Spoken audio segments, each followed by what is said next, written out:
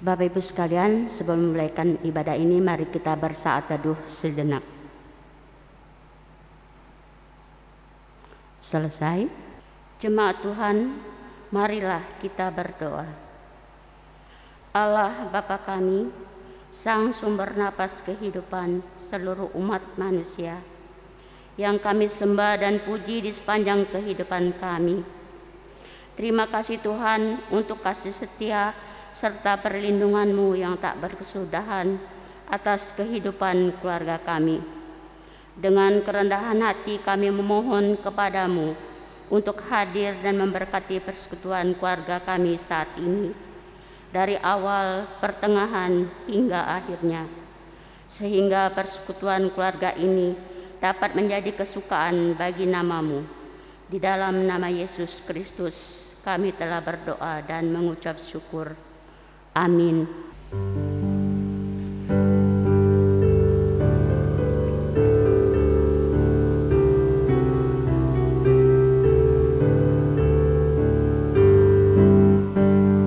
Yesus, lihat umat-Mu yang menambah Kau berfirman,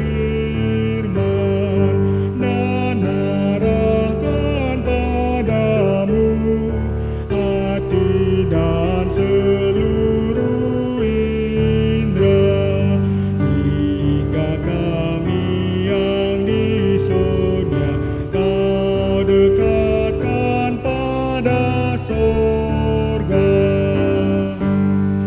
Tanpa cahaya Roh Kudus kami dalam kegelapan,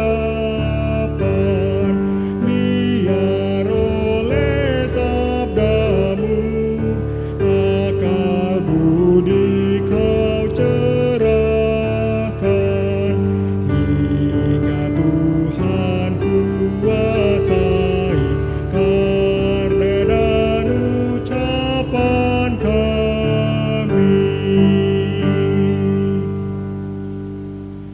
Jemaat yang dikasihi Tuhan, sebelum kita masuk dalam pemberitaan firman dan membaca Alkitab, saya mengajak setiap kita, Bapak Ibu, saudara-saudari terkasih, untuk mempersiapkan bacaan Alkitab pada malam hari ini yang diambil dari Kisah Para Rasul 7, ayatnya yang ke-30 sampai dengan yang ke-34.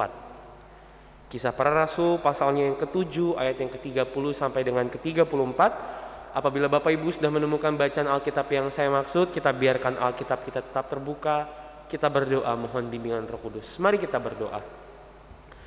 Tuhan, terima kasih untuk penyertaan berkat kasih setia-Mu yang boleh mengiringi langkah kehidupan setiap kami dalam menjalani aktivitas, kegiatan, pekerjaan, pelayanan kami. Di dalamnya kami boleh melihat, merasakan Tuhan sayang kepada setiap kami. Di rumah kami masing-masing Tuhan, kerinduan setiap kami untuk bersekutu kepadamu melalui ibadah YouTube ini. Kiranya Tuhan senantiasa memberkati ibadah ini dan juga setiap kami yang sebentar akan membaca sekaligus merenungkan sebagian keindahan daripada firman Tuhan. Roh Kudus Tuhan berkarya dalam hati, memampukan kami semua untuk memahami setiap pesan yang ingin Tuhan sampaikan kepada setiap kami, hamba-Mu. Dalam kelemahan, kekurangan hamba, kiranya Tuhan memperlengkapi, agar sekiranya apa yang hamba sampaikan dalam khotbah seturut juga dengan apa yang ingin Tuhan sendiri sampaikan kepada jemaat Tuhan malam hari ini. Berbicaralah Bapa, karena kami telah siap untuk mendengarkan dan bersedia untuk melakukannya. Amin. Jemaat Tuhan, marilah kita bangkit berdiri untuk mendengarkan firman Tuhan yang dibaca dari Kisah Para Rasul 7, ayatnya yang ke-30 sampai dengan yang ke-34. Dan sesudah 40 tahun, tampaklah kepadanya seorang malaikat di padang gurun Gunung Sinai, di dalam nyala api yang keluar dari semak duri. Musa heran tentang penglihatan itu. Dan ketika ia pergi ke situ untuk melihatnya dari dekat, datanglah suara Tuhan kepadanya. Akulah Allah nenek moyangmu, Allah Abraham, Allah Ishak dan Yakub. maka gemetarlah Musa dan ia tidak berani lagi melihatnya. Lalu berfirmanlah Allah kepadanya, tanggalkanlah kasutmu dari kakimu, sebab tempat di mana engkau berdiri itu adalah tanah yang kudus. Aku telah memperhatikan dengan sungguh kesengsaraan umatku di tanah Mesir, dan aku telah mendengar keluh kesah mereka, dan aku telah turun untuk melepaskan mereka. Karena itu, marilah, engkau akan kuutus ke tanah Mesir. Demikianlah firman Tuhan, terpujilah Kristus. Haleluya. Haleluya, haleluya, haleluya. Bapak Ibu, saya persilakan untuk duduk kembali. Selamat malam Bapak Ibu. Shalom. Walaupun saya masih belum bisa mendengar ucapan shalom dari Bapak Ibu dan saudara-saudara terkasih untuk saya, walaupun saya sampai saat ini belum bisa melihat keadaan Bapak Ibu secara langsung, tapi saya selalu berharap kita semua dalam perlindungan dan kebaikan Tuhan. Bapak Ibu dan saudara-saudari yang dikasihi Tuhan, tema ibadah kita pada hari ini adalah berbicara tentang Allah peduli. Dan menjadi menarik ketika bacaan Alkitab yang diambil adalah merupakan bagian dari sebuah peristiwa yang saya harus katakan mengerikan, yang dialami oleh Stefanus. Jadi pertanyaan yang muncul bagi saya secara pribadi ketika menyusun khotbah ini Bapak Ibu, bagaimana mungkin peristiwa mengerikan kemudian kita maknai sebagai gambaran daripada kepedulian Allah. Nah Bapak Ibu, peristiwa mengerikan apa yang sejak tadi saya sebutkan? Kalau Bapak Ibu membaca mulai dari pasal yang ke-6, Kisah Para Rasul pasal ke-6, di situ kita akan mengalami pengenalan akan tokoh utama dari pembacaan kita. Jadi pembacaan pada malam hari ini mungkin berbicara tentang Musa, tapi pada dasarnya keseluruhan berbicara soal Stefanus. Siapa Stefanus? Di sana dalam pasal 6 dijelaskan bahwa Stefanus adalah salah satu dari 7 orang yang terpilih Bapak Ibu. Dan mereka bukanlah orang yang sembarangan. Mereka dipilih untuk mewartakan firman Tuhan secara khusus di Yerusalem. Berdasarkan pertimbangan mereka dipilih. Yang pertama, mereka adalah orang-orang yang terkenal baik, kemudian penuh roh dan hikmat. Atau mungkin saya juga bisa artikan mereka mengenal dan dekat dengan Tuhan. Dijelaskan juga di sini Bapak Ibu, buah pelayanan yang dihasilkan sangatlah baik. Bahkan dikatakan juga sejumlah imam Bapak Ibu, artinya pemuka agama orang Yahudi, menyerahkan diri dan kemudian percaya kepada Kristus. Itu adalah buah pelayanan yang sangat luar biasa. Namun sangat disayangkan Bapak Ibu, ketika dalam pelayanannya Stefanus justru diperhadapkan dengan orang-orang yang saya harus katakan jahat. Karena mengapa? Kalau Bapak Ibu membaca mulai dari pasal yang ke-6 tentang tuduhan terhadap Stefanus, di situ kita akan melihat bagaimana orang-orang sangat ingin melakukan tanya jawab terhadap Stefanus. Tapi ketika mereka tidak mampu untuk melawan atau memperdebatkan argumentasi yang diberikan oleh Stefanus berdasarkan jawaban-jawabannya, mereka kemudian memfitnah Stefanus. Mereka tidak cukup puas dengan jawaban-jawaban Stefanus. Mereka memfitnah Stefanus, dan dalam fitnah itu kurang lebih dikatakan bahwa Stefanus menggunakan kata-kata yang menghujat. Menghujat Musa, menghujat Taurat, dan juga menghujat Allah. Lebih jahat lagi Bapak Ibu, dimunculkan saksi-saksi palsu sebagai senjata bagi Stefanus, hingga akhirnya Stefanus diperhadapkan kepada mahkamah agama.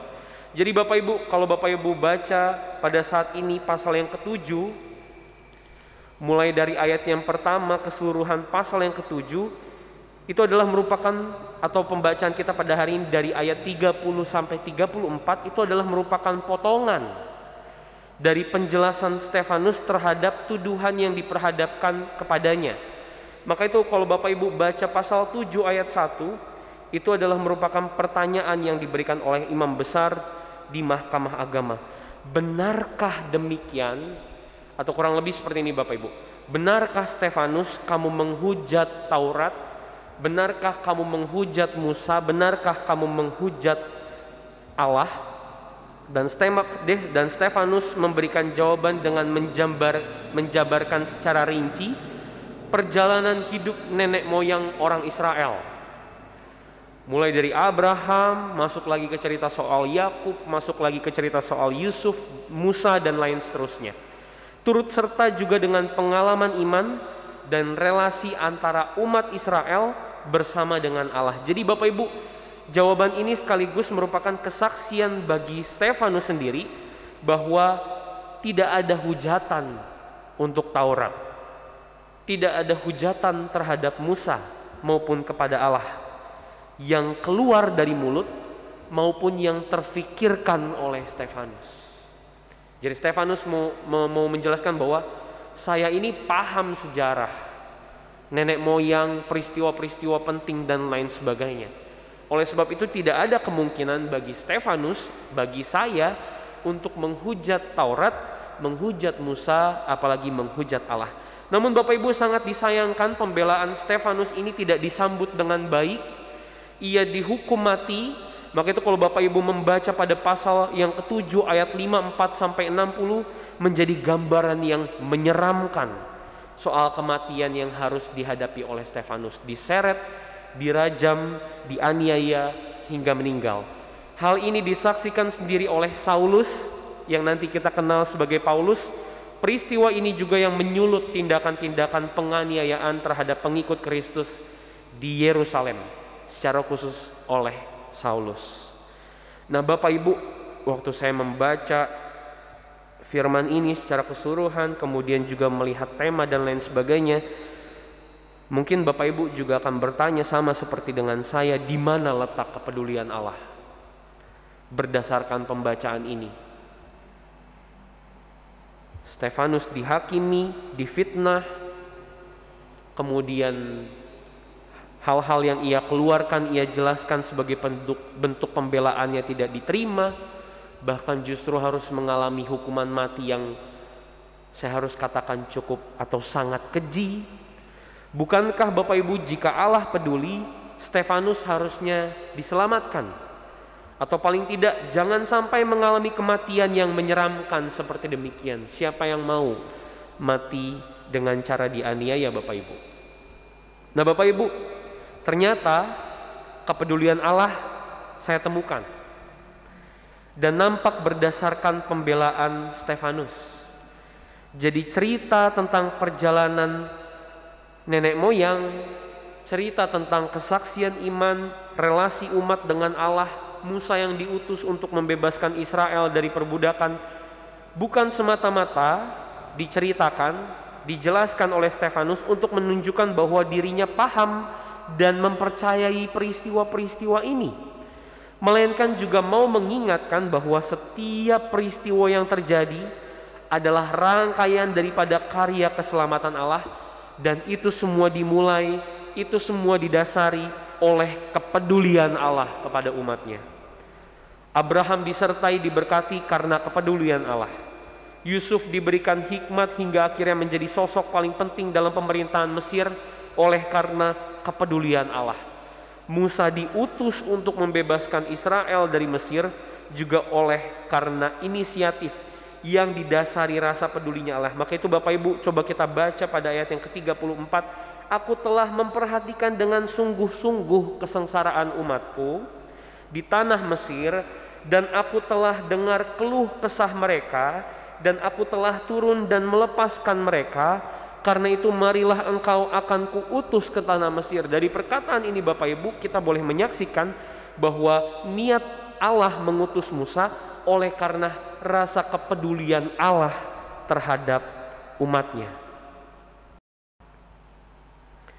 Di situ Stefanus menekankan bahwa segala hal yang baik yang Allah rencanakan maupun yang Allah sudah lakukan semata-mata bukan karena apa yang umat beri atau apa yang umat tunjukkan, melainkan oleh karena kasih karunia Allah, oleh karena kepedulian Allah. Dan menarik Bapak Ibu, ketika ada penekanan yang diberikan oleh Stefanus bagi umat, dari banyaknya rangkaian peristiwa ada begitu juga banyak kegagalan umat dalam mengindahkan kepedulian Allah ini. Tidak jarang Israel berpaling dari Allah berkali-kali. Tidak jarang mereka membuat sesembahannya sendiri, menyembah berhala dan lain sebagainya. Tidak sedikit nabi-nabi yang justru katakan berita-berita atau pesan dari Allah justru malah dibunuh. Dan tidak sedikit orang yang tidak mengamalkan hukum Taurat dengan semestinya.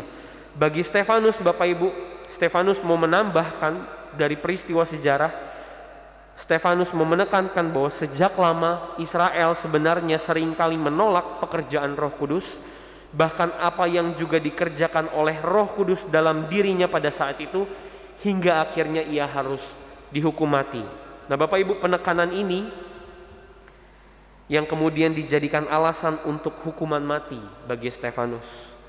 Secara sadar atau tidak, hukuman mati ini juga hendak menjadi tanda bagi orang-orang pada saat itu bahwa umat ternyata masih belum mengindahkan kepedulian Allah lewat pribadi Yesus, terlebih khusus lewat pelayan-pelayannya. Dan begitulah Bapak Ibu, begitulah firman Tuhan boleh kita pahami bersama. Ada beberapa catatan Bapak Ibu yang saya temukan dan kiranya menjadi pedoman bagi kehidupan setiap kita. Yang pertama, berdasarkan kesaksian Stefanus kita menjadi tahu bahwa yang baik yang terjadi dalam kehidupan kita pada dasarnya Tuhan wujudkan berdasarkan kasih. Bahkan saya juga mau bilang keberadaan kita pada saat ini dalam keadaan sehat, tidak kekurangan suatu apapun, itu oleh karena kepedulian Allah, oleh karena kasih Allah. Allah peduli terhadap Bapak Ibu, terhadap kehidupan kita sekalian. Apa yang kita butuhkan Tuhan perhatikan. Bahkan sekalipun seringkali kita menyakiti hati, pikiran, perkataan, perbuatan kita tidak berkenan di hadapan Tuhan, selalu ada rencana atau rancangan baik untuk kita agar kita bisa kembali lagi kepada Tuhan. Jadi Bapak Ibu, sekarang semuanya tergantung terhadap bagaimana kita. Apakah kita masih mau menjadi umat yang tidak mengindahkan kepedulian Allah dengan tetap hidup di dalam dosa, atau justru menyambut dengan berusaha melakukan perubahan-perubahan ke arah yang lebih baik. Yang kedua Bapak Ibu, Stefanus berani bersaksi, bahkan berani mati oleh karena Allah peduli. Saya mau bertanya Bapak Ibu, sekaligus mengajak Bapak Ibu sekalian untuk mengingat ke belakang, sudah berapa lamakah kita mengenal dan hidup di dalam Tuhan? Sudah berapa kali Bapak Ibu mengalami pengalaman iman bersama dengan Tuhan? Sembuh dari sakit, tetap bertahan dalam situasi sulit, berkat-berkat Tuhan yang kita terima, pertolongan dari orang-orang di sekitar, mulai dari yang kecil sampai yang besar, melewati pergumulan hidup dan lain sebagainya. Bukankah itu semua oleh karena kasih dan karunia Tuhan? Kiranya ketika kita mengingat akan hal itu, kita tidak perlu ragu untuk menghadapi hal-hal tersulit, sekalipun tersulit, karena ketika Allah berada di pihak kita, segala situasi akan mampu kita alami. Demikianlah yang dilakukan oleh Stefanus. Ketika ia mengingat dan senantiasa mengimani bahwa Allah adalah sosok yang peduli, Stefanus tidak takut Bapak Ibu untuk melaksanakan pelayanan yang membahayakan seperti ini. Yang ketiga, saya mau mengatakan bahwa kematian Stefanus bukanlah sebuah kegagalan. Jika kita bisa mengatakan bahwa mati dirajam, dianiaya adalah hal yang tidak wajar, tapi sebenarnya Bapak Ibu,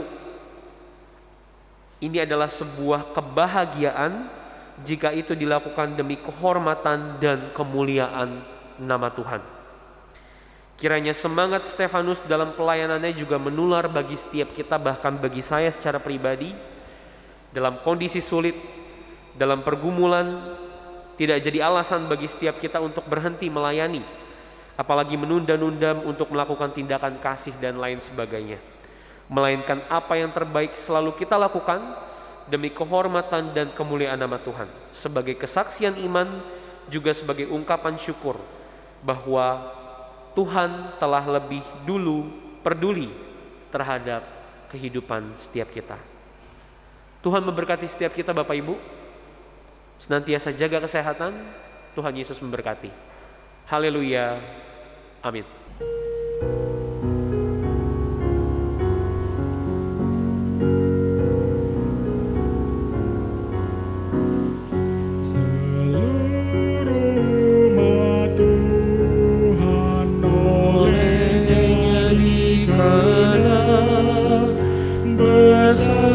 Kecil semua sekarang dan kekal, mereka dijagai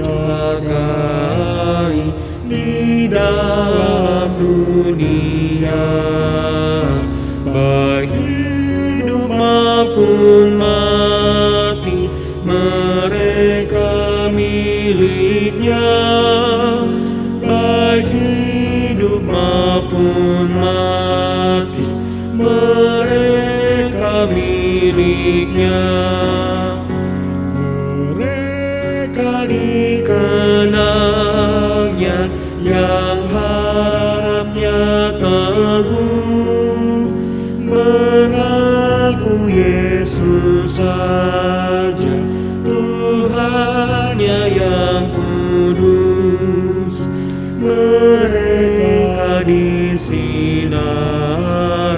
sabdanya yang benar, dan tumbuh tiap hari menghijau dan segar, dan tumbuh tiap hari menghijau dan segar. Jemaat Tuhan, marilah kita bersatu dalam doa. Allah Bapa yang Maha Baik yang kami kenal dan kami sembah di dalam nama anak-Mu Tuhan kami Yesus Kristus. Terima kasih Tuhan untuk kasih setia-Mu, kebaikan Tuhan, berkat-berkat, kesehatan, semangat, sukacita dalam kehidupan. Di dalamnya kami boleh senantiasa merasakan Tuhan sayang terhadap setiap kami. Terima kasih Tuhan juga untuk kehadiran orang-orang di sekitar kami, kedua orang tua, kakak adik, sanak saudara, kerabat, teman sekerja, teman pelayanan, yang boleh mewarnai dan menopang kehidupan. Kiranya Tuhan, ketika mereka jauh daripada kami, dalam segala kondisi Tuhan kami boleh senantiasa berharap Tuhan jaga, Tuhan lindungi, sebagaimana Tuhan memberkati dan menyertai kehidupan setiap kami. Kami mohon ampun Bapa untuk setiap dosa, kesalahan, kekurangan yang telah kami lakukan. Seringkali oleh karena ulah kami sendiri, baik secara sengaja maupun tidak disengaja Tuhan, kami justru menjauh daripada-Mu, tidak layak di hadapan-Mu. Tapi kiranya Bapa, ketika kami memiliki kerinduan untuk menjadi pribadi yang lebih baik lagi dari hari ini, tuntun bimbing kami Tuhan, agar kehidupan kami boleh kembali layak di hadapan-Mu, bukan hanya layak untuk mendapatkan dan menikmati berkat-Mu, tapi juga jadi berkat, jadi perpanjangan tangan Tuhan untuk orang-orang di sekitar kami. Bapa, terima kasih untuk ibadah yang boleh berlangsung pada malam hari ini. Terima kasih untuk firman-Mu yang senantiasa kembali menyapa kehidupan setiap kami, mengingatkan kepada kami semua bahwa kami punya sosok Allah yang peduli terhadap umatnya, memperhatikan, merancang, bahkan melakukan segala sesuatu yang terbaik dalam kehidupan kami. Biarlah Tuhan, itu semua boleh senantiasa kami imani, kami ingat, kami percaya, agar sekiranya Tuhan kami tidak takut untuk melakukan segala hal yang baik demi kehormatan dan kemuliaan nama Tuhan, walaupun di tengah kondisi sulit sekalipun. Bapa, kami mau berdoa untuk gereja kami, GPIB Peniel Palembang, dan juga gereja-gereja Tuhan dimanapun berada. Dalam situasi ini Tuhan, kiranya Tuhan berkati pendeta, Tuhan berkati presbiter, Tuhan berkati tim multimedia, pemusik, pemandu lagu, koster, tenaga karyawan, sekretariat, siapapun kami Tuhan, setiap kami yang boleh ambil bagian dalam tugas panggilan pelayanan. Tuhan berkati kami, berikan kami sukacita, kesehatan, kekuatan, bahkan juga kreativitas untuk memikirkan apa yang terbaik bagi pelayanan jemaat demi kehormatan dan kemuliaan nama-Mu. Setiap kami Tuhan yang boleh beribadah, jemaat-Mu GPIB Peniel Palembang sektor 1 sampai 4, maupun setiap kami yang boleh menghadirkan diri sebagai jemaat simpatisan, pribadi lepas pribadi kami Tuhan Maha mengetahui setiap pergumulan, pengharapan, kerinduan kami Tuhan Maha mendengar. Lewat setiap doa yang kami panjatkan, Bapa dengarlah, bahkan juga kiranya mengabulkan, tapi senantiasa jadikan kami sebagai pribadi yang rendah hati untuk melihat segala sesuatu yang terjadi dalam kehidupan ini. Apapun yang kami dapatkan, biar tidak selaras dengan apa yang kami minta dalam doa, itulah yang terbaik dari Tuhan. Jangan jauh daripada kami Bapa. Kami mohon hikmat serta kebijaksanaan-Mu menuntun langkah setiap kaki kami dalam melaksanakan setiap tugas dan tanggung jawab. Sebagai kedua orang tua, sebagai suami, sebagai istri, anak-anak di tengah-tengah keluarga, sebagai pekerja, sebagai pelajar, mahasiswa, sebagai siapapun kami Tuhan, dimanapun kami berada, bukan menjadi batu sandungan, tapi boleh menjadi garam dan terang bagi kehidupan orang-orang di sekitar kami. Bapa, kami berdoa untuk pekerjaan kami berdoa untuk setiap usaha yang boleh kami lakukan maupun yang sedang kami rencanakan. Kondisi sulit Tuhan merubah segala sesuatunya. Pekerjaan kami terhambat, usaha kami terhambat, bisnis kami jatuh Tuhan. Tapi biarlah Bapa, kami tidak pernah putus harap dan senantiasa mendekatkan diri kepadamu. Berkati Tuhan, campur tangan dalam setiap usaha pekerjaan yang boleh kami lakukan, agar berlimpah-limpah berkat Tuhan dalam kehidupan kami. Berikan kami juga kekuatan, kesehatan untuk menjalani kehidupan ini, terkhusus juga kesadaran untuk senantiasa mengutamakan protokol kesehatan, agar kami tidak sakit maupun menulari orang-orang lain sehingga menjadi sakit. Bahkan setiap kami yang dalam sakit Tuhan, dalam proses pemulihan, kelemahan tubuh, pulihkan kami Bapa dalam nama Tuhan Yesus. Berkati makanan, minuman, obat-obatan, setiap tangan yang boleh merawat kami menjadi sumber pemulihan. Sukacita kami Tuhan memuji nama-Mu untuk kesembuhan kami, bahkan boleh kembali melangsungkan aktivitas, kegiatan, pekerjaan pelayanan, lebih khusus kembali pulang berkumpul bersama dengan anggota keluarga terkasih. Ini doa kami Tuhan, ini harap kami, kerinduan kami. Kami serahkan seluruh kehidupan kami yang penuh rahasia ini hanya ke dalam tangan-Mu. Peliharalah kami di dalam nama anak-Mu Tuhan kami Yesus Kristus, Juru Selamat yang hidup, yang telah mengajarkan kami berdoa. Bapa kami yang ada di surga, dikuduskanlah nama-Mu, datanglah kerajaan-Mu, jadilah kehendak-Mu di bumi seperti di surga. Berikanlah kami pada hari ini makanan kami yang secukupnya, dan ampunilah kesalahan kami seperti kami juga mengampuni orang yang bersalah kepada kami. Dan janganlah membawa kami ke dalam pencobaan, tetapi lepaskanlah kami daripada yang jahat.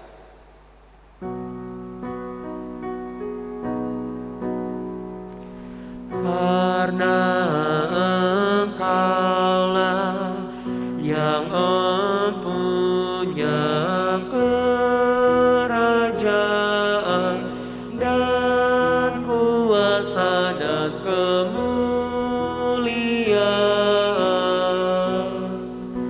sampai selama-lamanya.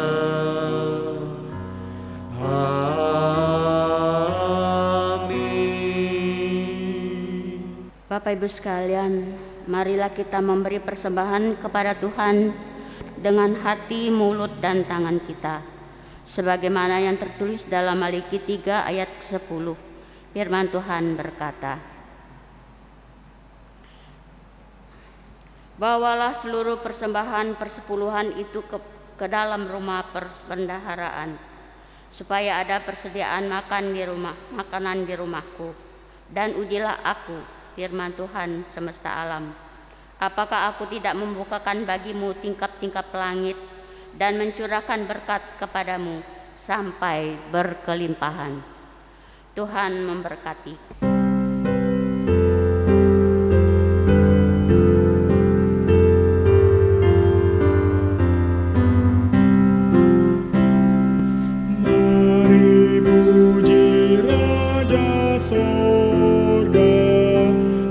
Persembahan bawalah, ditebusnya jiwa raga, maka puji namanya. Puji dia, puji dia, puji Raja semesta.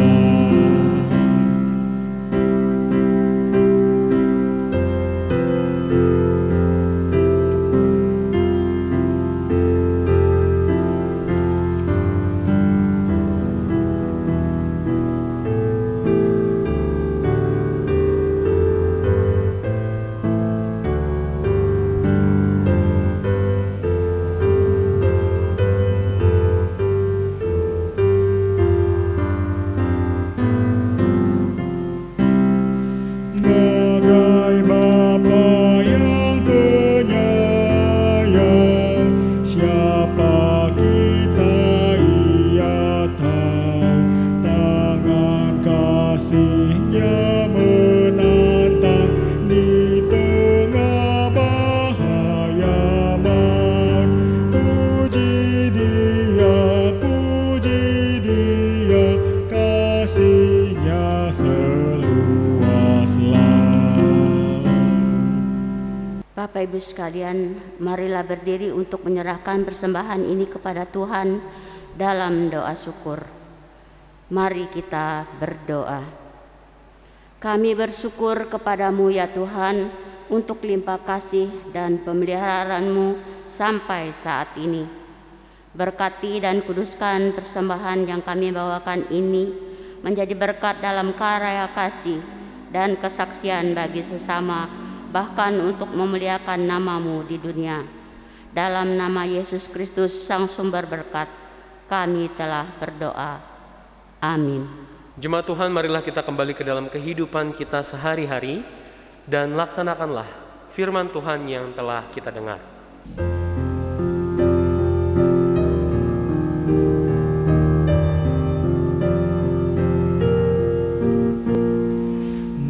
Jalan hidup yang lebar sempit, orang sedih mengerang.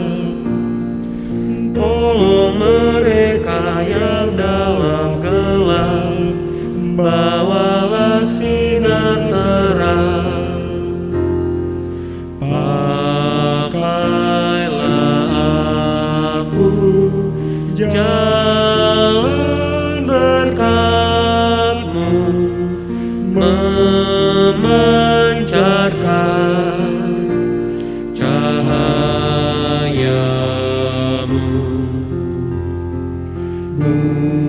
Buatlah aku saluran berkat bagi siapa yang risau penat. Wartakan Kristus dengan kasih-Nya, pengampunannya penuh. Orang kan datang apabila engkau menjadi saksi teguh.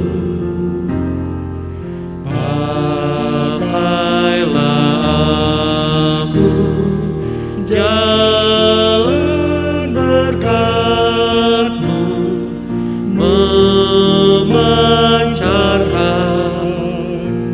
cahayamu.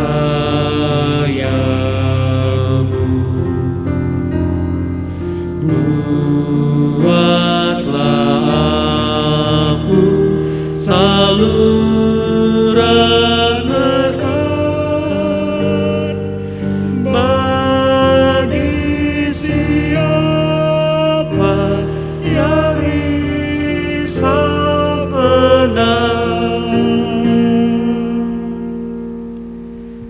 Marilah kita arahkan hati dan pikiran kita di hadapan Tuhan. Kita terima berkat Tuhan. Kiranya kasih karunia dan damai sejahtera dari Allah Bapa kita, dari Tuhan kita Yesus Kristus, dan melalui persekutuan Roh-Nya yang kudus, menyertai memberkati setiap kita hari ini, esok kekal sampai selama-lamanya.